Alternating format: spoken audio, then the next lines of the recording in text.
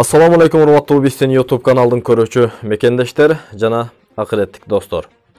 Урматтуу туугандар, урматтуу биздин каналдын көрүүчү достор, биздин канал ушундай уникалдуу канал. Кээ бир учурда саясий маселеге да кайдыгер карабастан ошол саясий маселеге видео блог чыгарабыз. Кээ бир маселеде, кээ бир учурда диний маселелерге дагы кайдыгер карабастан видео блогторду чыгарып, калыс элибиздин ой пикирине жана жетекчилерибиздин жоопкерчиликти алган азаматтардын бир аз болсо да ойгонушуна себепкер болобуз деген максатта биз ушул каналдар менен каналдарыбыздан жана башка бир туугандарыбыздын каналдарынан да чыгарып турабыз.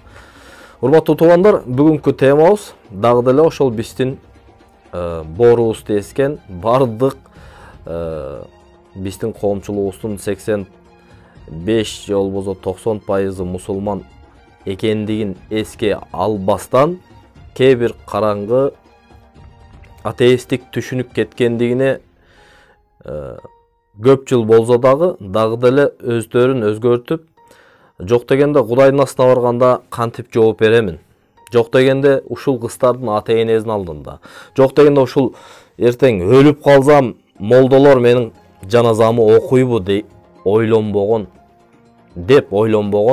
кээ бир караңгы же саясаттан түшүнүгү жок, же динден түшүнүгү жок мугалимдердин кесир кесепетинен кээ бир биздин жолукчан кыздарыбыздын укугу тебеленип, билим ала албастан жүрөгү сыгылып, ыйлап биздин укук коргоочу Кубанычбек Бакировго кайрылып аткандарын көрүп атабыз.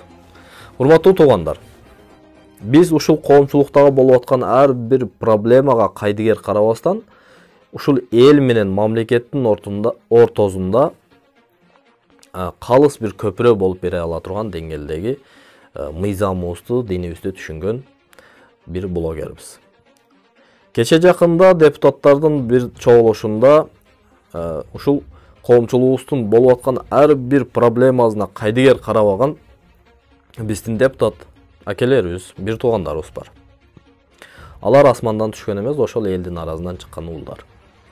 Ушул Кыргызстаныбыз үчүн күйгөн балдар экен, ушулар күйүп, коомчулугубуздагы мектептердеги жолук салып, мектепке барам десе, жолугу менен киргизбей коюп аткан кээ бир караңгы мугалимдердин кесепетинен билим ала албастан кыйналып жүргөн кыздарыбыздын укугу тебеленип аткандыгын кайрылууларын, арыздар түшкөн экен. Ошол жерде билим берүү министринин орун басары Жусупбекова Надира деген эжекеге ушул суроону беришти. Анда ушул суроону берген депутат акебизден жараткан Кудай ыраазы болгон болсун, эң керектүү глобалдуу бир проблеманын ошол жерде көтөрдү. Анда ушул жоолукчан билим алганга укугу барбы деген суроого билим берүү министринин орун басары берген жоопту көрүп туруп, видеобузду улайбыз. Көрүңүздөр. Так айтып койсоңуз. Болот Шөкөйч өзү барып, ошол сиз айтып аткан жерде жолукчан кыздар. Бар. Конституцияда мына укук эң эмне үчүн силер ошол немени аткарбайсыңар? Биз аткарып атабыз. Мына азыр мектепке кирсек, жоолугу жок, анан жоолукчан кыздар бир эле отуруп эле окуп. Билим берүү министринин орун басары Жусупбекова Надира деген эжеке ошол жерде жоолукчан билим алганга ар бир кыргыздын кызы, Кыргызстандын жаранын кыздары, балдары укугу бар деп жооп берди. Эми билим берүү министринин орун басары ушинтип сүйлөп, уруксат бар, укугу бар деп айтып турса, кээ бир ушул министрликке баш ийбеген, мыйзамды одоно бузган, мыйзамды сыйлабаган мугалимдер, директорлор жоолук салып келсе эмне болот деп Кубанычбек Бакиров, укук коргоочу адвокатыбыз суроо берсе, биз бул маселени жалпы мугалимдер чогулуп алып, анан кийин чечебиз деп, же мыйзамды сыйлабайт, же министрликти сыйлабайт, же ушул элдин мусулман экендиги, же болбосо ошо ата бабасы карманган динди урмат кылбай атат. Анда могу mugallimdin sözüne köngül töşөңүздөр. Çeçilelik. Kollegialda çeçeriz. Çeçilelik. Mümkün çeçilelik. Mümkün çeçilelik. Demek ruhsat emas. Yok biz nemeyle aytıtalım. Jana men kaytalap aytayım degende ошондой топ.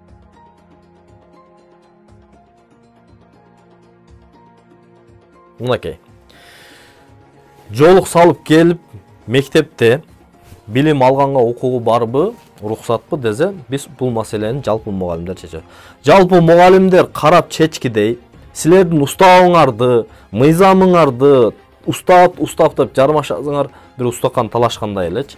Ушу устабыңарга жазып берип аткан министрдин орун басары Жусупбекова Надира деген эжеке уруксат бар, укугу бар деп айтып турса, силер муногу министрликти, билим берүү министринин орун басарын же министрди, же болбосо мыйзамды, же ошол элдин карманган динин урмат кылбай атасыңар. Урматтуу Жусупбекова Надира эжеке, сиз ушул биздин видеолорубузду көрүп аткан болсоңуз, анда биздин бир чечимге келесиз деген ниеттебиз. Ушундай каршылык кылып аткан мугалимдерге, директорлорго биз керек болсо тарабын талашып, айлыгын көтөрүп бериңиз, урматтуу президент деп президентибизге чейин кайрылып жүргөнбүз. Тиги Нур ТВ каналыбыздан. Кудайга шүгүр, мына айлыгыңарды көтөрүп атат, башкаңарды кылып атат. Эми дагы силерге эмне жетпей атат? Эми ушул каргышка калып, ата бабаң карманган диндин убалына калып кеткиңер келип атабы билбейм. Же ушул элдин каргышына калып кеткиңер келип атабы билбейм. Айтор, ушул жолчаңыздарыбызга каршылык кылганыңарды токтотпой атасыңар.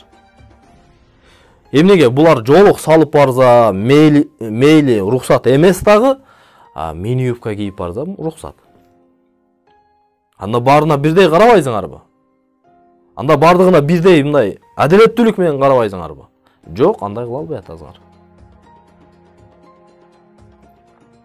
Баягы 70 жылдык атеисттик түшүнүк дагы деле кете эле экен.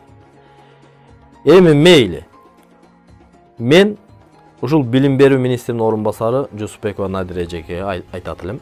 Ушундай мугалимдерди сыйы менен, урматы менен иштен четтеткиле.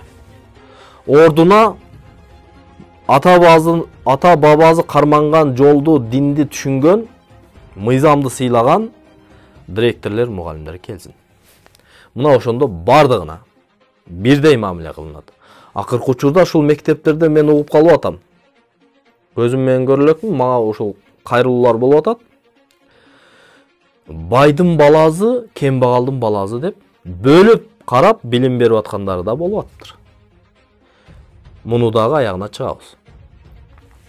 Бүгүнкү эфирибиз туугандар, ушул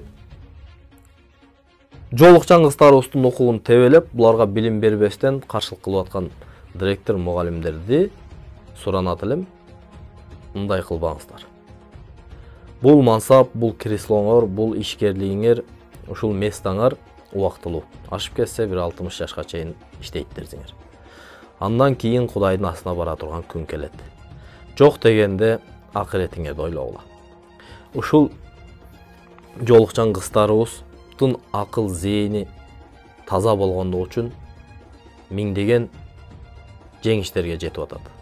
Ошондуктан ушундай таза коомду тарбиялап кетиштүү үчүн бүгүн ошол мугалимдер дагы, министрлер дагы бардыгыбыз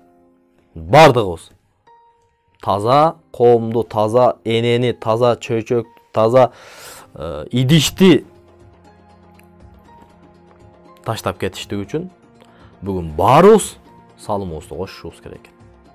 Болбосо туугандар, мындай кыла бере турган болсок, дагы бир Кудайдын бир каргышына дуушар болобуз. Эгер Кудай ушундай Кудайдын динине каршылыктар боло берсе, ушундай бир балээлерин жөнөтө берет. Ал балээлердин арасында жакшы дагы, жаман дагы бирдей азаптала берет. Ошондуктан туугандар, келиңиздер, ата бабабыз карманган жолго, динибиздин буйруктарына, сүннөттөрүнө, фарстарына каршылык кылбайлы дагы, бекем ушул жолду кармап, ийгиликтерге чогуу жетели.